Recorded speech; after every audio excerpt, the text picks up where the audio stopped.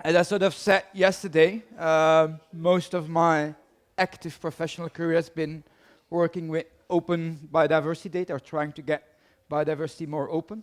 Um, so it's actually already during my PhD that I started to care a lot about open data. So somewhere back in 2006, I had an expedition, 3 months to the Southern Ocean with the Australians. And during that expedition, I was trying to collect fish and fish larvae. And basically, at the end of 3 months at sea, I came home with about 300 fish larvae. And my supervisor was not entirely impressed with that, because they even were not that big. Most of them were tiny, tiny little fish. So as a PhD student, you get the problem. You're supposed to publish something with that data, and if you don't have a lot of data, it becomes difficult.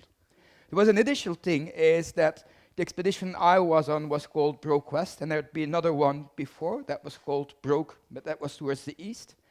And the strange thing was, the most fish during Broke East were in the eastern part, and my expedition was sort of lining up in the west where that expedition had started, but my fish were also mostly in the east. So it was a bit strange that I found the most fish where they found the least fish. And that was confusing. So at that point, I wanted to get the data from the Broke East expedition in order to compare all of the variables and to see what led to that difference between the two different expeditions. And that set me down a rabbit hole, basically. It's the first author who had been a master student that had been working on the data. As far as I could tell at that time, was that he had moved out of science and he had started a sheep farm somewhere either in Ireland or in Scotland. And he had no email contact. This is back in the early 2000s, so there were people that were not on, well, we didn't.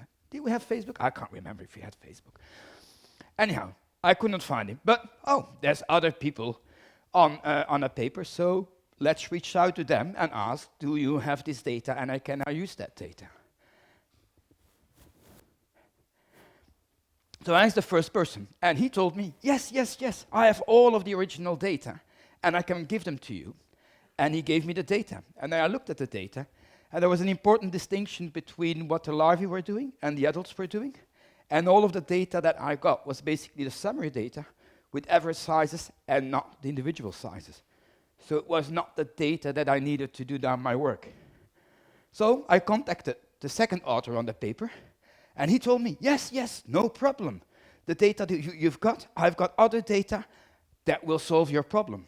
And he then sent me the same Excel file that I got from the first author. So that went along to the third author, who also gave me the same file that I couldn't use, but in the end he told me to get in touch with the senior author. So it sort of created this loop where I had an idea of what was happening, why it was happening, but I didn't have the resources to prove it because I couldn't get the data that I needed to prove what I wanted to prove. And that has been an annoyance ever since, because then I did analyze it, and then I got the feedback of the reviewers. They said, you're very much over-analyzing your data. You cannot make these conclusions based on your data. But for me, it was a clear indication of the value as a researchers of open data, because it allows us to strengthen our body of knowledge, and we can learn from other data, and we can use that to improve our own research.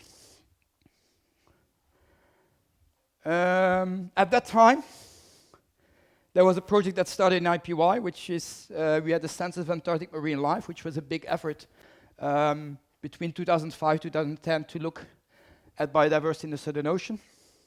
And basically at that point, it was Claude Debroyer and Lloyd, which Lloyd is it? Andrew Clark, that's it, yes. They started basically SCAR Marbin, which was trying to bring together from these expeditions and from other things, all of the biodiversity data from the Southern Ocean to develop a portal and a way that people could share that data. So that started back in 2005, 2010. So it wasn't until 2011 that I got involved in that project. When I got involved, one of the things that we were looking at was expanding from the marine to also include terrestrial data. But it also, I worked initially on one of the main products. That was a biographic atlas of the Southern Ocean. And basically that was published in 2014. It took about 5 years to get compiled. It was about 66 chapters, 150 authors, 15 editors, 91 institutes from 22 countries. So it was a massive effort that took a long time to compile and to publish and share. So currently, we still have the portal online, so that's findable at www.biodiversity.aq. AQ is the country code for Antarctica. And the idea is that you can find biodiversity data there. We're also linked to OBIS, which is the OBIS Biodiversity Information System, and GBIF, which is a Global Biodiversity Information Facility, which are the key biodiversity portals. And actually, these portals communicate with each other because they use a common standard for the biological data. So it means that if we help publishing that data in either one of the portals, you can find it in the other one.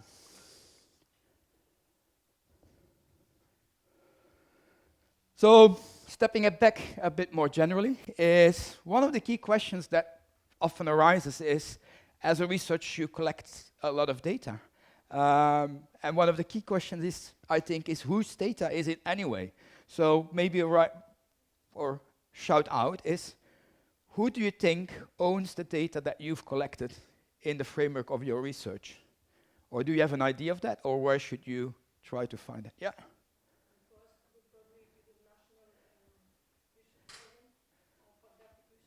Yeah. Any other ideas? Suggestions? Is it your data? What can you do in terms of deciding what happens to the data?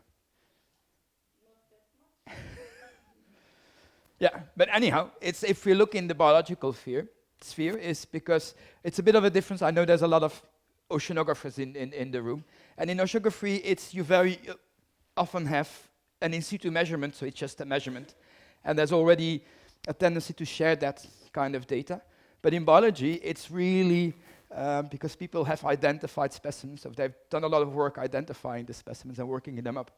It is a real issue with biological data that scientists often think it is our data and we have to protect it and we can't share it. And there's lots of different kind of fears that people might use the data to do a publication before you do and other things. But the bottom line indeed is that usually you have a funder, and the logical assumption is that funder is the person that's the proprietary of the data. Actually, if you think in logical steps, your funding agency is probably funded by your government, and your government on its own is funded by the public. So actually, you should consider that the data that you collect sort of belongs to everybody. So one of the reasons you could say that you should open up your data is it's because it belongs to everybody, and it should go back to everybody. Some other ones that you could talk about is transparency. So we're scientists, we want to be able to check what other scientists did. In the past, we talked about rerunning an experiment and having enough information to do the same experiment again and to replicate what somebody did. We're living in very data-rich times, so having access to the data that somebody used for an analysis allows you to try and do the same analysis or to do a different analysis and see if you have the same conclusions. So it opens up transparency and it makes people able to judge the quality of your work. Another one, which is an interesting one, I think, is the creation of social and commercial value. The idea behind that is, again, it's public data, so it should create benefits for the public. And then the third one is sort of participation and engagement. If people can interact with that data, they feel more committed to that data. I think an interesting example in that space was when we had COVID. We had a lot of data coming about infection rates and things like that, and you saw that people were developing tools to display that data, to analyze that data, which created a lot of discussion, but it also opened up what was happening and people could have that conversation. For that middle one, if we look at some of the EU legislation around open data, it's actually quite interesting to see is that this commercial aspect is quite key. So the EU, when you have a project funded by the EU, the idea is if it's public data, it should go into the public domain, and private companies should be able to use that for profit. And that's often a concept that's quite confronting for researchers, because it really is in the idea of the EU that if it's EU-funded data, that it should be able to use for profit. And that can be in very different ways. You might create an app, for instance, that allows you to, if you have road data, that you say, this is an app for navigation, and you use that to develop an app to navigate more quickly, and that company can have a revenue based on that. So you can have additional value, not just reselling the data, because the data is open as it is, but you can develop tools that add value commercially and societally to your data. If we're talking, yes, that's again. So the idea with the open EU Open Data Directive is that by default all of that data should be public, but if it needs to be closed, it should be able to be closed.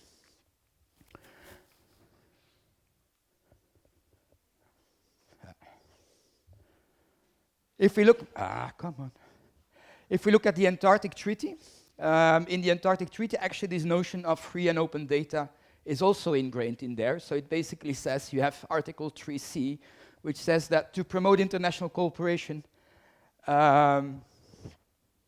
in the Antarctic, scientific observations and results from Antarctica shall be exchanged and made freely available. And it also says that should be shared with other bodies, such as the United Nations. So, in a sense, the Antarctic region was quite forward for their times with thinking that data should be open. But it's also quite logical. It's, like we've already discussed, going to the Antarctic is difficult. So it means it costs a lot of money. It's hard to collect a lot of data. So if we want to understand what's happening in the system, we need all of the data that we can have. And as such, it is good to share data and other logistical resources.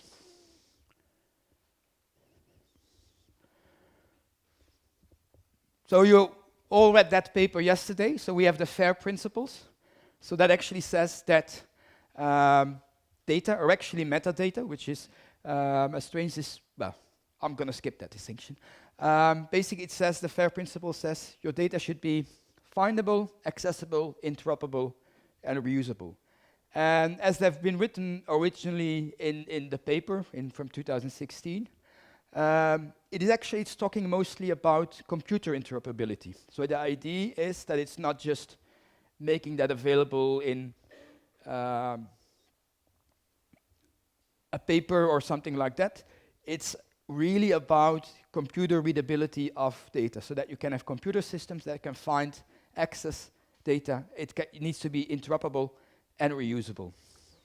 So if you have a description of your data set and you put that in a large database, that's a way of making that findable. A DOI is an example of doing that. Accessible is basically, it needs to be accessible. It's, if you go to that DOI, there needs to be something there that allows you to access the data. Interoperable, by and large, means that it needs to have a certain standard, so that if you have data that you're trying to ingest, that machine can interpret the standard that you use and the different values that you have. And reusable then refers mostly to what are the restrictions on use of data. So that's sort of CC BY licenses, so Creative Commons CC BY licenses, that define how people can use that type of data. And so within that, you have a lot of restrictions that can happen with the exchange of data. So findable, if things is in very separate silos, if you have 15 different websites that offer biodiversity data from the Antarctic. It means that you have to go looking in 15 different places. So that's what we call the silos. That's not very handy. So it means that, for instance, for the biological data, having these repositories stuck to each other and that you can find data in GBIF or in OBIS and that there's an interchange between that means that it works quite well. The interoperability, by using the same standard, it means that you can compare data coming from different sources. Reusability, so that's a CC BY again. In general, I didn't put an additional slide for that.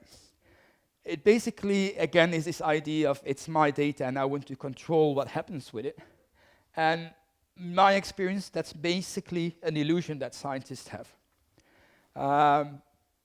Often, again, legally, you can't really put a lot of restrictions on your data. So you could say there's a copyright, but if it's data, it's not something that comes from intellectual activity. So you can't actually really copyright it, because it's just an observation. You can't, if you make a statement, the sky is blue, you can't say this is, it's just a statement of fact.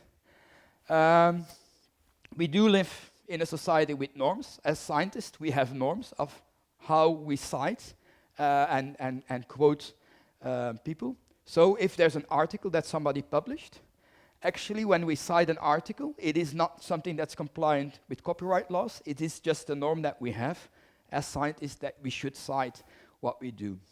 So that means if you put data in an open space under no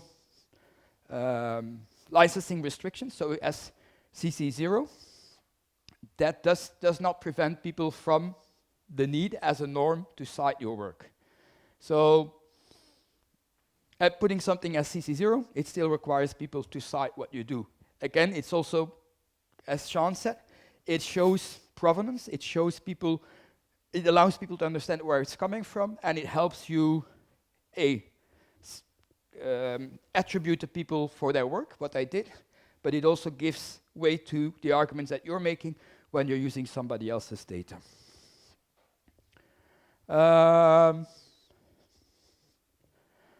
Going back to this, as open as possible, as close as needed.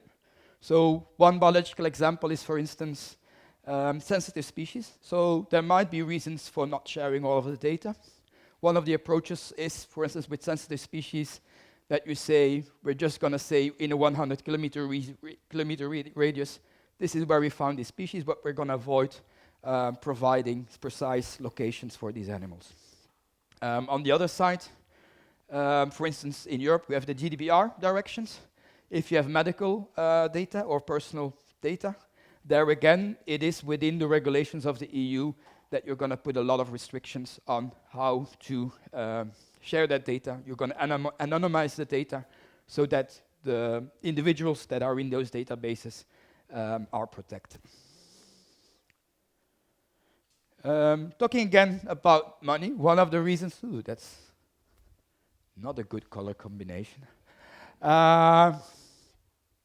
So GBIF did an analysis of what is the benefit of having your data or having data within GBIF. And so they got in touch with Deloitte, and basically now I have to read here myself, is for every dollar that is spent on GBIF, there's about $3 in direct benefits, and there's about $12 in societal benefits based on the calculations from Deloitte. So that comes from being able to better understand what the data is that's out there. It is saving time, because if the data is all in one place and you don't have to go to these 15 different silos and bring everything together, you're gaining time in doing that. And also by just having the aggregation in societal aspects, providing, for instance, feedback to the CBD, which is looking at biodiversity patterns, it allows to work faster and more efficiently. So there is a big gain financially in trying to have open data. Benefits for yourself, again. What I always say is the first user of your data that you're collecting or working with during your PhD is actually future you. When you're working on your data during your PhD, you know everything about it. You know it by heart. You know, maybe you had a variable called plot 725, and you know perfectly well what plot 725 is.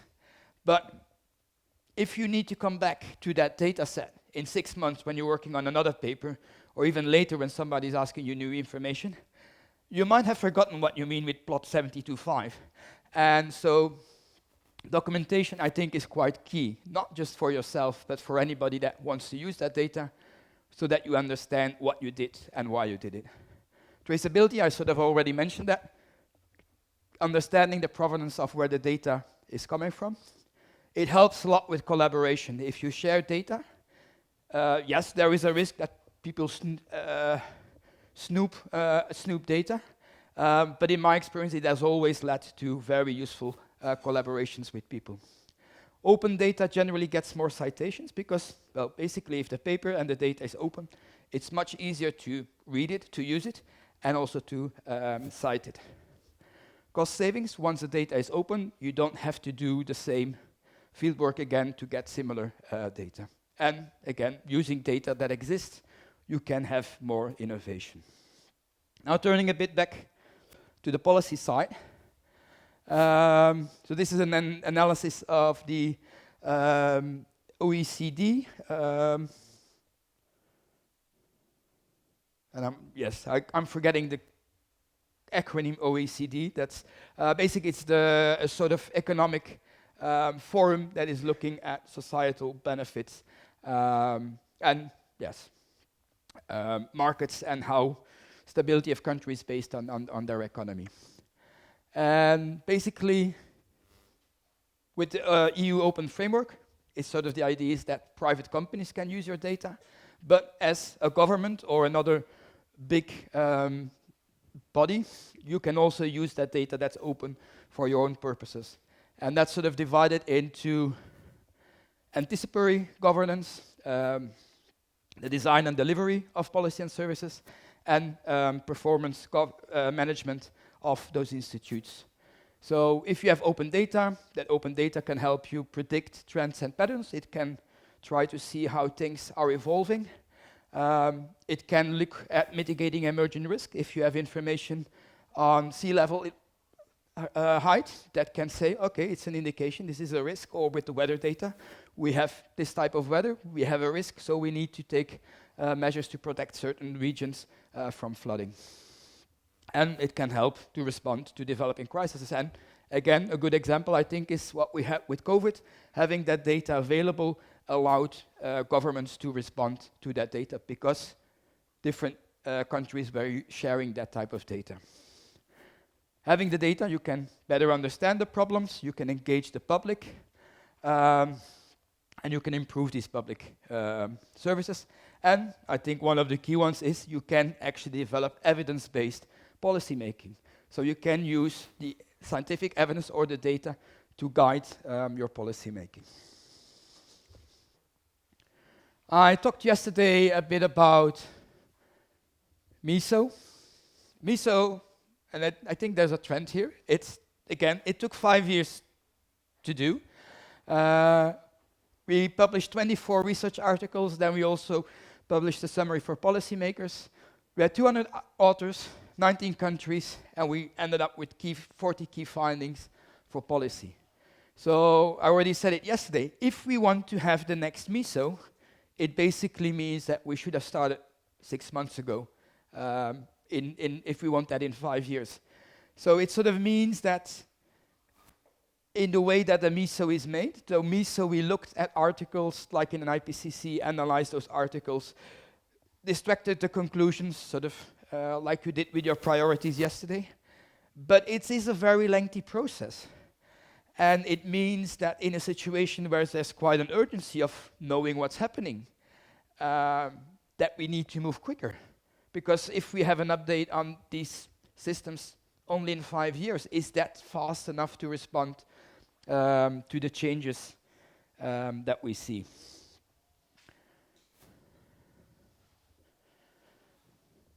Yeah.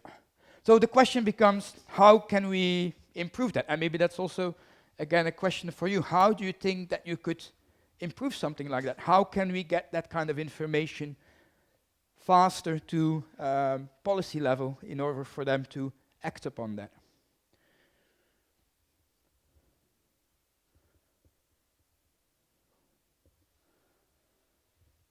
Yeah.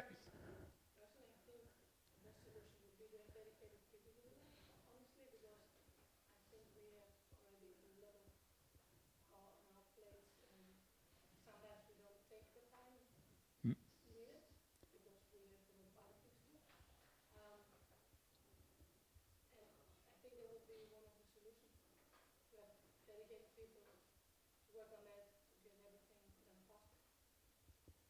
Yeah, okay.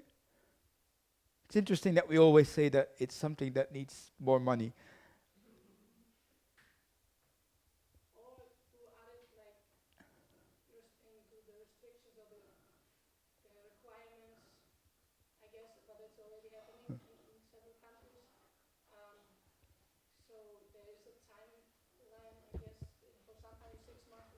Yeah. Yeah.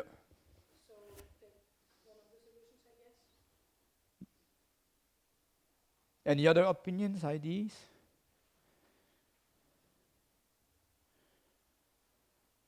So you already said providing the data more quickly. So if you have a system where you have lots of data, it means that you can develop workflows that could calculate matrices to track change. And so one of the ideas that we proposed is basically to think about a system where you have there's this concept of essential variables that you use to track change. And if you have open data, you can use that open data to sort of calculate these key metrics and see how they change over time, and then use that to inform policy. But one of the key things, what we usually see in this kind of space, is that you usually have scientists, you have data managers, you have policymakers, and there's very little communication between those. And one of the key things that in a system like that is also that it's a circular system.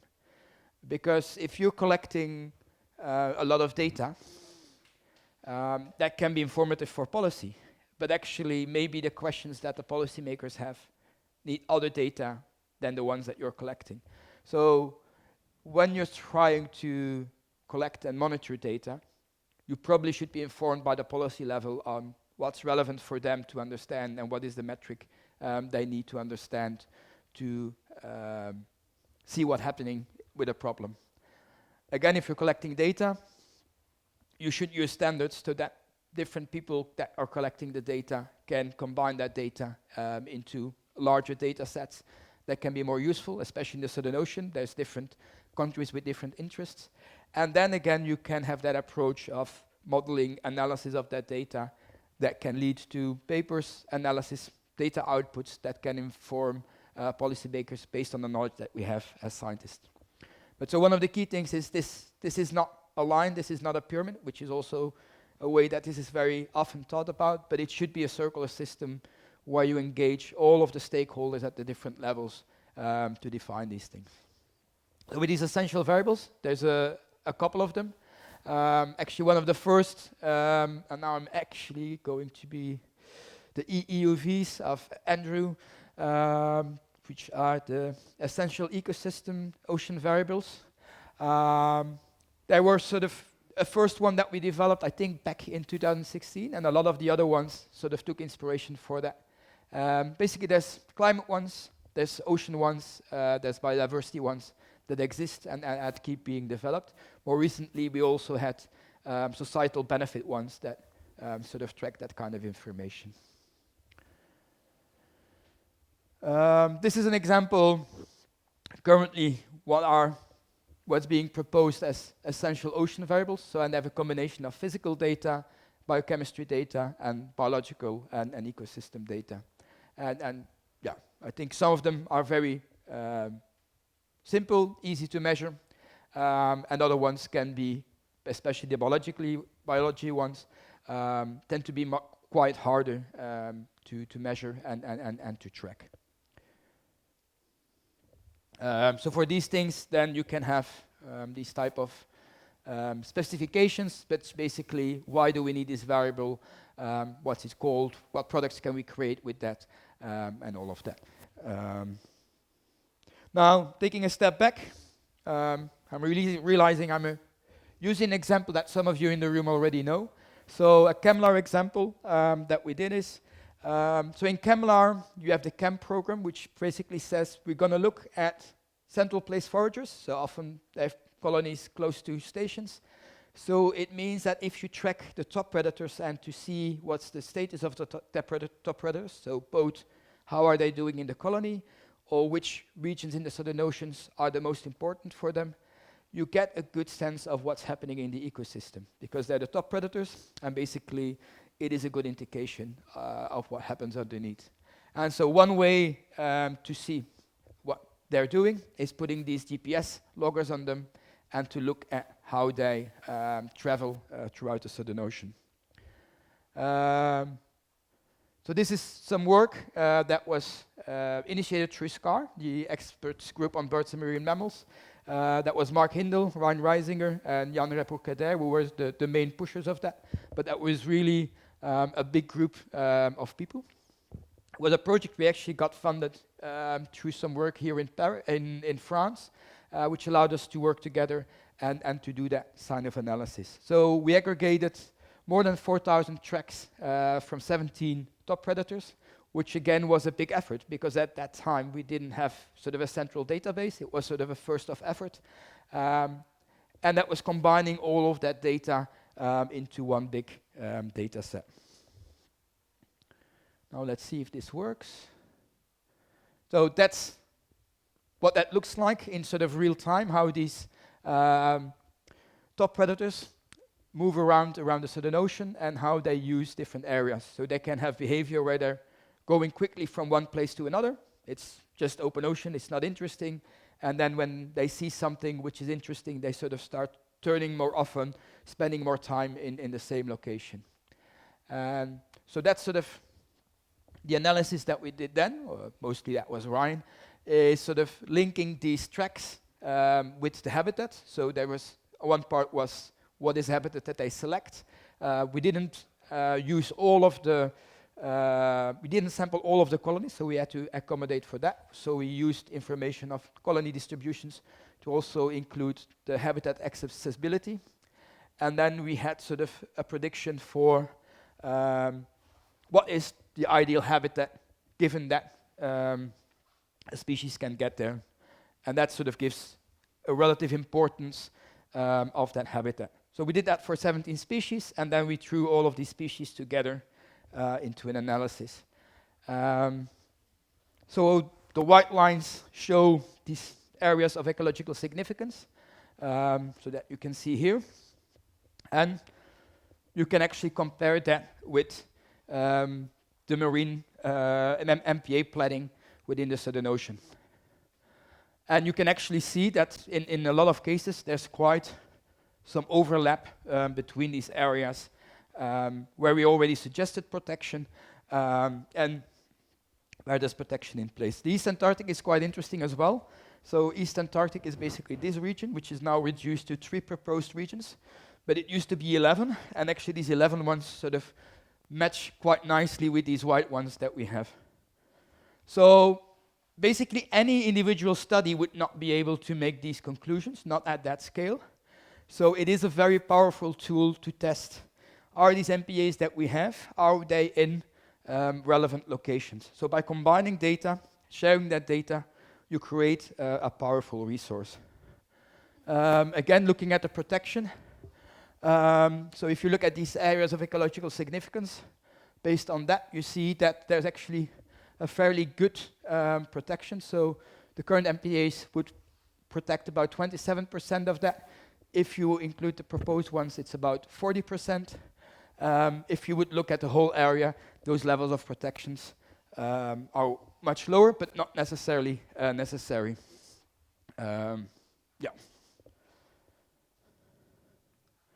So how do we communicate these results? So we used a number of scientific papers, a data paper, and that allowed to have a lot of scientific reuse. There was a strong focus on getting these results into the grey literature, feeding into Kevlar, because that's the policy level that we thought this information was the most relevant for. There was public press, which at that time gave quite some recognition to the work because it was top predators and people like those. I'm also using that in presentations like these to show the work and the relevance of that work in managing the ecosystem. What we still see within Kevlar is sort of the uptake within Kevlar. So there's currently a process to develop an area for protection, which we call the Weddell Sea Phase 2, which is led by Norway. And they developed this atlas, again, showing everybody where that data is, so you can visit that. And you can actually use the open data to explore what are the layers they're using in their process. You can play with them yourself. But it's creating transparency and traceability of what happened. And so this is an example of a layer from Red Hat that is now being used in the planning in that area. So they use the input data that we have, which has a circumantarctic distribution. They focus on the area. We have information on uncertainty, as we know that's important for models, and they use it as sort of a binary layer within their analysis.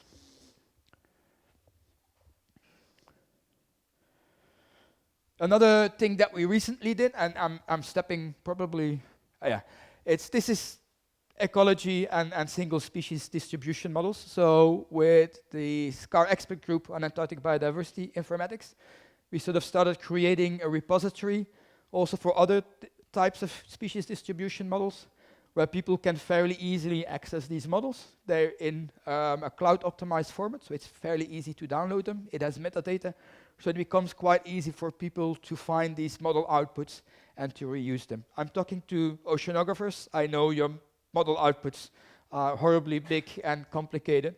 So the solution we had here is probably not a solution for you.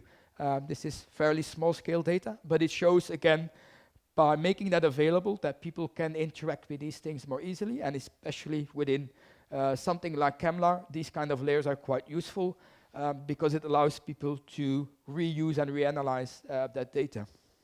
And it's something that I sort of forgot to mention before. One of the things that we also see, for instance, within Kevlar is you have the fisheries data, which is actually closed. So it means, by the fact that it's closed, is that you, as a student, you cannot easily say, I want to use that data and analyze that, and I want to have my own scientific analysis, hypothesis, and things about that. So it means that there's a limit for the general public to understand what's happening in the system. And so, in my opinion, it would be value if some form of those type of fisheries data would be available, because then again, as a society, everybody has the ability to look at that data, to analyze it in the way they want, and to have an informed opinion on that. And by having that data closed, you sort of avoid that capability. But within SCAR and SUSE, the idea is that by making that data available is that you can use that data, you can form that opinion, and it's actually empowering people, even if they're not necessarily a scientist that goes into the field. You have that data, and you can participate in the discussion with the data that you need to be informed. The last slide is more for the presentation when that's being shared. That's a couple of resources as well. So you have the Antarctic Master Directory. It's a metadata directory, so it's a description of data sets that you can find. You have SUSEMAP, which is a great resource for oceanographic data from the oceans, which is a great tool. And then there's a link to the SCAR Antarctic Biodiversity Portal that we manage.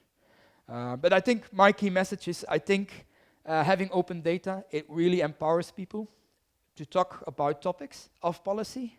And it is clear that policy level is benefiting from having data in an open fashion. Thank you.